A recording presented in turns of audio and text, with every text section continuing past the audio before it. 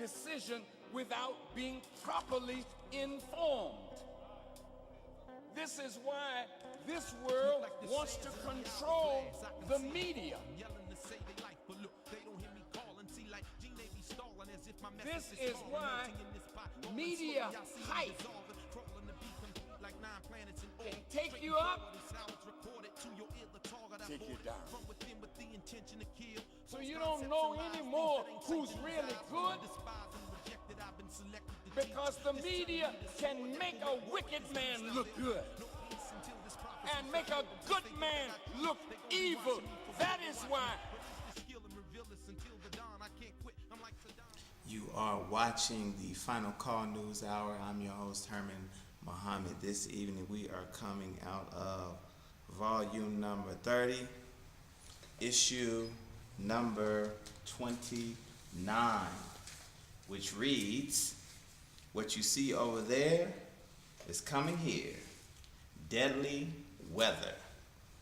A very power-packed edition of the Final Call newspaper.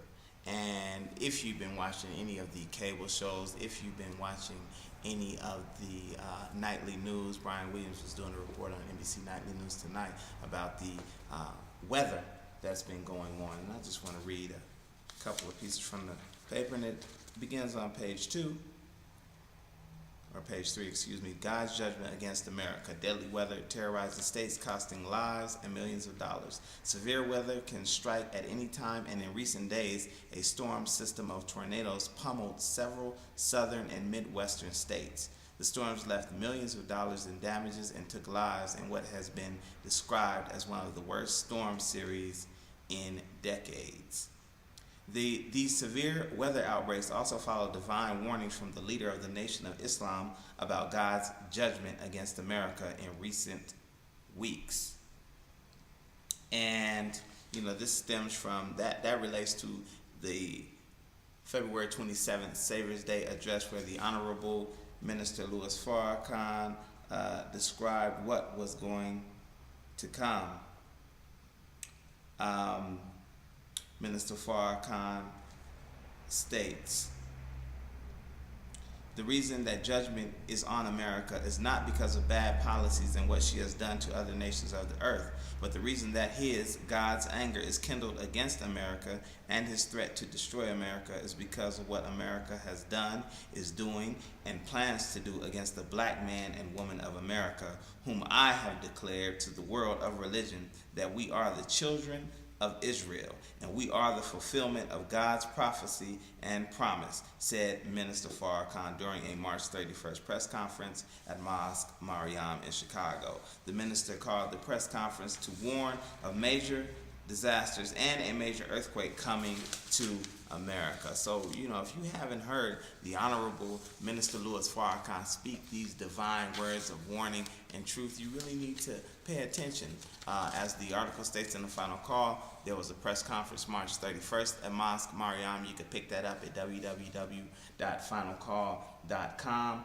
You can also pick up the February 27th Savior's Day address, and that could be picked up again, www.finalcall.com at our e-store. The next piece deals in regards to what's been going on in America and with the government. And again, the cover of the Final Call indicates what that story is about. And that is America's losing battle. And it appears on page 2 of the Final Call, and it's written by our brother Askia Muhammad, and the headline reads, "Budget Battle Sign of U.S. Crisis and Conflict." And what they were talking about was this narrowly averted government shutdown that America just missed by coming to a agreement on a budget. And the last issue of the Final Call was entitled "Countdown to Divine Shutdown," and that dealt with that particular issue as well. So pick that up. But what I wanted to just touch on briefly before we get into the next story, and I'm going to move quickly, is this particular fellow right here, Donald Trump, who seems to be on the heels of announcing that he's going to run against President Obama. And well, interesting dynamic. Of course, Mr. Trump, he has declared himself to be a birther. And these are these nutty people whose stance is really based on, in my view, racism, that President Obama wasn't born in this country. And the reason I say that is because they can't believe that black man will be qualified or intelligent enough to defeat any Caucasian in an election to become president of the United States. Now, I like Minister Farrakhan. I agree that Barack Obama was selected to be president as opposed to elected. However, I have to submit that he ran the most brilliant campaign in election history that we have seen in recent years, and even as far back as I can remember. And so, the credit has to be given where credit is due in regards to President Obama and his running his campaign. Bill Cosby said a great thing about old Donald Trump in regards to him running for president. Bill Cosby said Donald Trump ain't doing nothing but running his mouth. So shouts out to Bill Cosby for telling the truth on the Donald. And by the way, the Donald need to do something with that hair too. I'm a barber, a Supreme Style barber, so I gotta say that. The Donald definitely needs to do something with that cough he got on top of his dome. Next story appears on page 13 of the Final Call. And this story, for those of you who wonder why we do what we do, why we keep the Final Call News Hour going, why we keep pushing the Final Call newspaper and trying to advocate that people read this great publication, is indicative of why. It appears on page 13 of the Final Call. And it reads, I'm going to read the title here.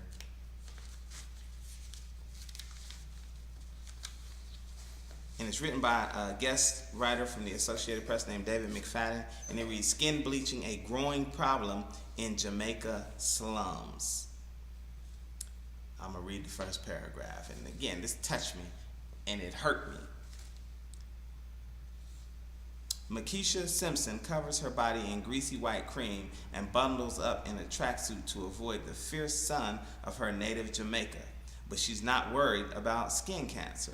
The 23-year-old resident of a Kingston ghetto hopes to transform her dark complexion to a cafe au latte color, common among Jamaica's elite and favored by many men in her neighborhood. She believes a fairer skin could be her ticket to a better life. So she spends her meager savings on cheap black market concoctions that promise to lighten her pigment. Miss Simpson and her friends ultimately shrug off public health campaigns and reggae hits blasting the reckless practice. I hear the people that say bleaching is bad, but I still do it. I won't stop because I like it and I know how to do it safe, said Miss Simpson, her young daughter bouncing on her hip. Now, this is a story that is telling us about people in third world countries, particularly Jamaica, and it's also done in Africa, who are bleaching their skin to conform to white standards of beauty. Now listen, this isn't 1940, 1941, 1951, or 1961. This is 2011. And white supremacy reigns supreme to the point where people are still bleaching their skin. The story goes on further. And I'm going to show you these pictures because this is unbelievable. Most Jamaican bleachers use over-the-counter creams, many of them knockoffs imported from West Africa. Long-term use of one of the ingredients, hydroquinone, has long been linked to a disfiguring condition called anchronosis that causes a splotchy darkening of the skin. Doctors say abuse of bleaching lotions has also left a web of stretch marks across some Jamaicans' faces. Now, we got a young proponent of bleaching, and the final call goes on. It says the most public proponent of bleaching is singing star Vybz Kartel, and many of you who are reggae enthusiasts might know who Vybz Kartel is, whose own complexion has dramatically lightened in recent years. His "Look Pon Me" contains the lines, "The girl dem love off me brown cute face, the girl dem love off me bleach out face." Now, here's a picture of our young, lost, ignorant ass brother Vybz Kartel. Now, look at the picture on the left, that is before, and on the right is after. Unfreaking believable.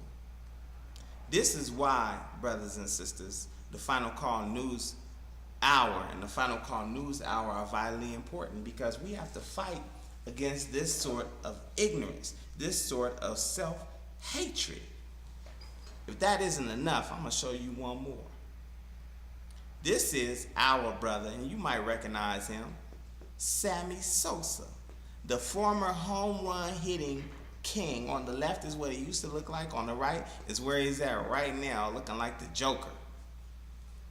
This is incredible and unbelievable that this sort of thing is still happening in 2011.